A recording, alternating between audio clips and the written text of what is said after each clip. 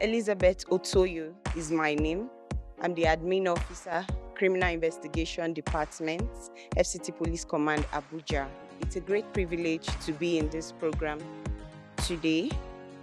It's a great privilege to collaborate with the Paradigm Initiative on digital rights of the citizens.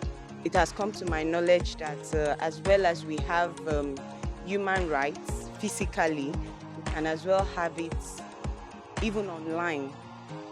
If, let's say, females' rights is infringed online, it is something that can be investigated. It's subject to investigation.